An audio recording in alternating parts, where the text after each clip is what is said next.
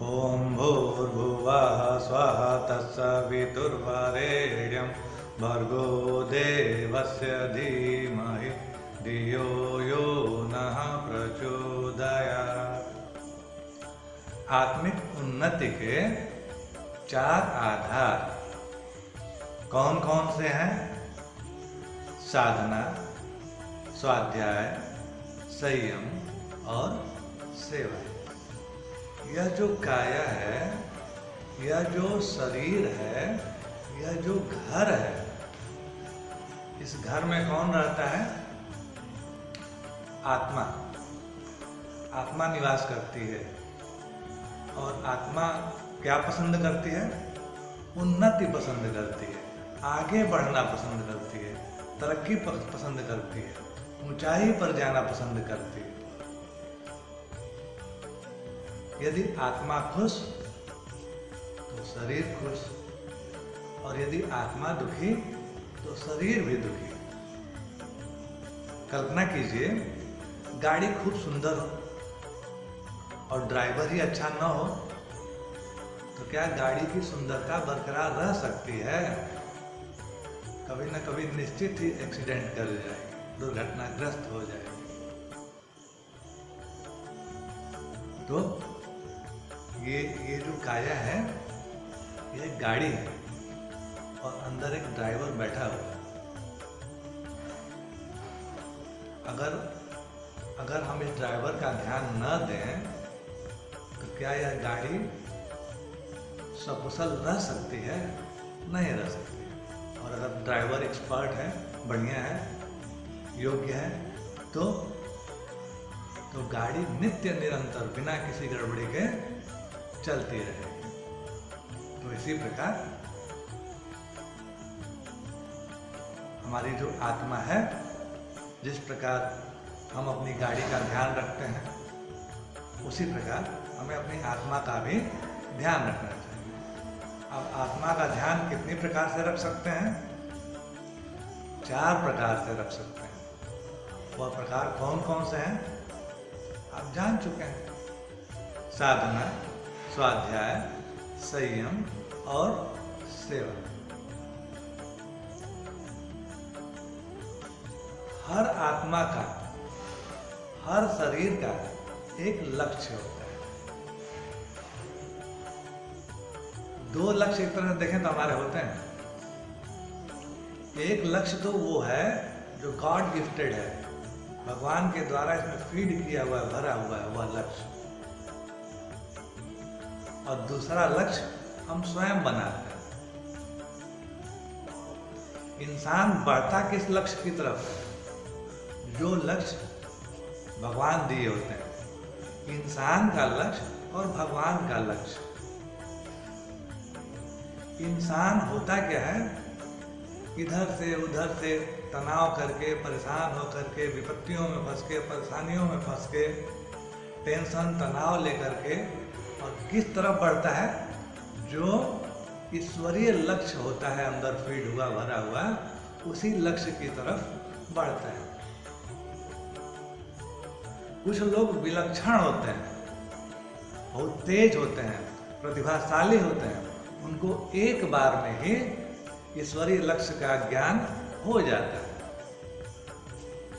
तो एक लक्ष्य पर ही, एक पथ पर ही निरंतर चलते रहते हैं।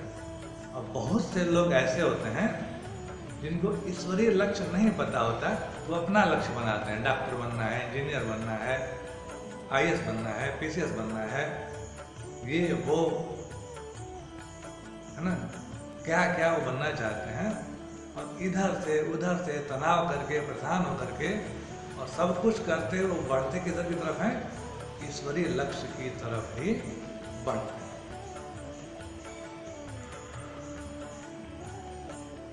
तो ईश्वरीय लक्ष्य हमको जल्दी से पता चल जाए।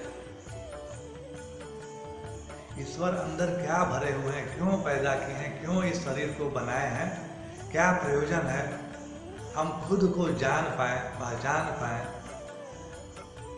शुरू से ही हम वह कार्य कर पाए जो इस आत्मा के लिए, जो इस शरीर के लिए निर्धारित है। इन सब चीजों को जानने के लिए 4 चीजें यदि हम करें तो उस लक्ष्य तक बड़ी तेजी से पहुंच सकते हैं। तो कौन सा लक्ष्य है?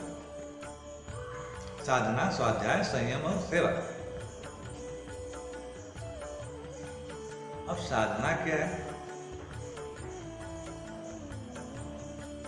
लक्ष्य भूले ना, लक्ष्य सदैव याद रहे, लक्ष्य तक हम पहुंच पाए। तो इसके लिए हमें क्या करना पड़ता है? साधना करना पड़ता है। चाहे हमारा निर्धारित किया हुआ लक्ष्य हो या फिर भगवान का दिया हुआ लक्ष्य हो, दोनों ही तरफ बढ़ने के लिए क्या करना पड़ता है? साधना करना पड़ता है। और बिना साधना के कोई भी ऐसा नहीं है जो अपने लक्ष्य को, जीवन लक्ष्य को प्राप्त कर सका हो।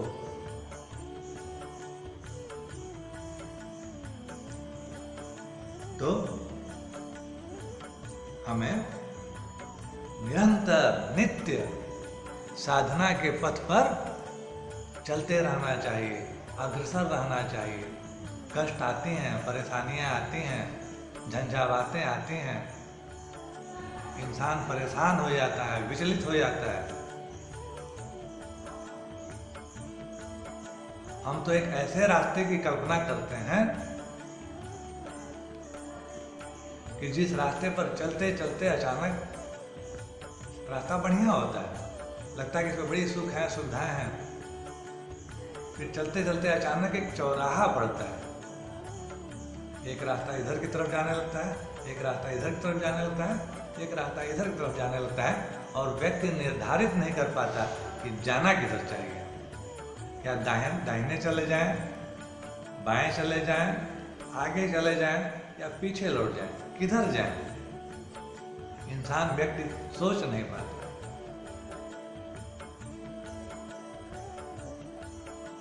एक जो रास्ता जो बिल्कुल सीधे चला जा रहा है, तो हमें ये दिखता है इस रास्ते पे तो अंगार पड़ा हुआ है, कांटे पड़े हुए हैं, कैसे बढ़ें, कैसे आगे जाएं इस रास्ते पे। और दूसरा रास्ता स्मूथ होता है, चिकना होता है। उस रास्ते को व्यक्ति देखता है तो सोचता है क्यों ना हम इस रास्ते पे चलें। सुख का रास्ता है, इंद्रिय भोग का रास्ता है, ये वाला अच्छी अच्छी आकर्षक चीजें हैं। और जो सीधे जाने वाला जो रास्ता है, यह आत्मिक उन्नति का रास्ता है। लेकिन कांटे पड़े हैं, अंगार पड़े हुए हैं। अब व्यक्ति थोड़ा सा आगे तो बढ़े, थोड़ा सा तो कांटों पर चढ़े, थोड़ा सा तो अंगार पर गुजरे, फिर आगे तो स्वर्ग जैसा वातावरण, सुंदर वातावरण है। लेकिन वही अंगार देख करके, वही कांटों भरा राह देख करके व्यक्ति डर जाता है। और उसी अंगार पर चलना, उसी पर कांटों पर चलना ही क्या है? साधना है।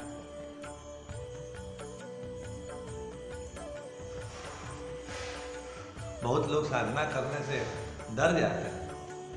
जो साधना नहीं किया वो आगे नहीं बढ़ा। अब साधना के लिए हमें करना क्या होता है? तो मुख्य रूप से साधना में जो ध्यान देना पड़ता है वह अपने विचारों पर ध्यान देना पड़ता है। हमारे विचार अच्छे हो जाए, विचार श्रेष्ठ हो जाए। विचार जब अच्छे हो जाते हैं, विचार जब श्रेष्ठ हो जाते हैं, तो जो ईश्वरीय संदेश होते हैं, ईश्वरीय संकेत होते हैं, वह हमें मिलने लगते हैं कि हमें करना क्या है। बुद्धि को नहीं पता चलेगा कि ईश्वरीय संकेत क्या है, आत्मा को पता होता है। और आत्मा उस तरफ, उस पथ पर खींच करके ले जाती है बुद्धि को चीज़ें पसंद हो पसंद ना हो, फिर भी इंसान उस चीज़ को करता है। क्यों करता है? क्योंकि वह ईश्वरीय संकेत है और वह अपने विचारों को इतना शुद्ध कर चुका है, साफ कर चुका है कि डायरेक्ट आत्मा से वार्तालाप होती है। बुद्धि, एक छोटा सा उदाहरण आपको दें कि हमारे जीवन का उदाहरण है। एक दिन हम अपने घर में बैठे हुए थे और ईश्वरीय संकेत के बारे में बता रहे हैं। हम अपने घर में बैठे हुए थे और हम वृक्षारोपण का काम करते हैं, पौधे लगाते रहते हैं। तो अचानक से घर में बैठे बैठे हमारा मन करता है कि हम चलते हैं और उनसे मिल के आते हैं। बहुत दिन हो गया उनसे मिले हुए और उनसे मिल के आते हैं। ये हमारी बुद्धि के धरातल पे घटना घट रही थी। हमारी बुद्धि को ये मन कर रहा था कि हम चलें और उनसे मिल के आ जाएं, और हम अचानक उठे और उनसे मिलने चल दिए। जब उस रास्ते पे हम जब चलने लगे, एक आध किलोमीटर जब आगे बढ़े तो हमें अपना लगाया एक पौधा जो आग से घिरा हुआ था। और पौधा क्या था? आग से घिरा हुआ था। हम तुरंत अपनी मोटरसाइकिल वहाँ रोके, अगल बगल से बाल्टी खोजे, पानी खोजे और उस आग को क्या किए? बुझाया। और उस जगह पे हमें एक बोध हुआ। क्या बोध हुआ हमें? बोध यह हुआ कि हमारी बुद्धि हमें यह निर्णय दे रही थी कि हमें वहाँ जाना है, लेकिन हमें जाना कहाँ था? इस वृक्ष को बचाने के लिए। जो वृक्ष की जो चेतना थी, वृक्ष की जो आत्मा थी, हमारी आत्मा से संपर्क कर चुकी थी और हमारी आत्मा हमारे शरीर को उठाकर उस वृक्ष के पास ले गई। यद्यपि कि हमारे बुद्धि को यह लग रहा था कि हमें एक व्यक्ति से मिलने जाना है, लेकिन हमें व्यक्ति से मिलने नहीं जाना था, हमें तो उस वृक्ष को बचाना था। तो जब विचार जब श्रेष्ठ होने लगते हैं, विचार जब अच्छे होने लगते हैं, अपनी बुद्धि चाहे जो कहे, लेकिन शरीर से कार्य होने लगते हैं। अब शायद और उन्नति जब हो और जब विकास हो तो आत्मा और बुद्धि में हो सकता है कि तालमेल भी होने लगे। यही है आत्मिक उन्नति। किस पथ पर चलना होता है? साधना के पथ पर चलना होता है। साधना बहुत आसान है भी और बहुत कठिन भी।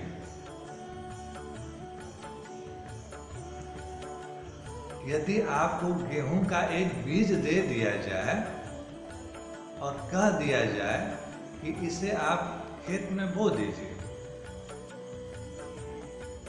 अब खेत में खूब झाड़ियां हैं, खूब घास है, पात है, तिनके हैं, और उसमें आप गेहूं का बीज ले आके रख दीजिए, तो क्या वह जमेगा? नहीं जमेगा, नहीं उगेगा, नहीं बढ़ेगा। क्या करना पड़ेगा? जिस जगह पर गेहूं को लगाना है, चारों तरफ सफाई करनी पड़ेगी। जो घास है, तिनके हैं, झाड़ियां हैं, उनको साफ करना पड़ेगा, खेत को साफ करना पड़ेगा, खाद डालना पड़ेगा, पानी डालनी पड़ेगी, पर्याप्त नमी चाहिए, उर्वरक खेत चाहिए, और तब उसमें गेहूं का बीज डालेंगे तो क्या होगा? पौधा तैयार होगा और एक गेहूं के बीज से 100 गेहूं के बीज तैयार होने लगे। यही है साधना। अगर गंदी मानसिकता में, बुरे मानसिकता में, गंदी सोच में अगर हम कोई श्रेष्ठ विचार डालेंगे तो टिकेगा? नहीं टिकेगा। जो श्रेष्ठ विचार होते हैं यही तो मंत्र होते हैं। कोई विशेष पूजा नहीं करना, कोई विशेष मंत्र नहीं करना, कोई विशेष जप नहीं करना। करना क्या है? जो उच्च श्रृंखल विचार हैं, गंदे जो विचार हैं, गंदी जो सोच है, गंदे जो रास्ते हैं, गंदे जो लोगों का संगत है, गंदी जो परिस्थितियां हैं, उन सब की कटाई, छटाई, सफाई करने। सब करके क्या करना है? श्रेष्ठ विचार अंदर डालना है। श्रेष्ठ विचार क्या होता है? किसी को कष्ट नहीं पहुंचाना है, किसी को अप्रिय नहीं बोलना है, किसी को दुख नहीं पहुंचाना है, निंदा नहीं करनी है, दूसरों के धन का लालच नहीं करना है, पराई स्त्रियों को गंदी निगाहों से नहीं देखना है। ये सब श्रेष्ठ विचार है। यही जब श्रेष्ठ विचार अंदर डालते हैं तो आत्मिक उन्नति होती है, और जब आत्मिक उन्नति होती है तो ही जीवन का लक्ष्य प्राप्त होता है। अब आपको पढ़ाई करना है, कुछ भी पढ़ना है मान लीजिए, और दिमाग में तरह तरह के विचार चल रहे हैं, गंदे विचार चल रहे हैं, कुछ विशेष चीज़ खाने का मन कर रहा है, कुछ विशेष लोगों से मिलने का मन कर रहा है, कहीं विशेष जगह पर जाने का मन कर रहा है, कोई टेंशन है, कोई तनाव है, तो क्या आप पढ़ सकते हैं? या जो पढ़ेंगे उसको पढ़ने में आपका मन लगेगा? नहीं लगेगा। और अंदर अगर सफाई है, स्वच्छता है, तो जो पढ़ेंगे वो अंदर घुसता चला जाएगा, जो सुनेंगे वो अंदर घुसता चला जाएगा। तो यही है साधना। साधना कीजिए और जीवन लक्ष्य को प्राप्त कीजिए।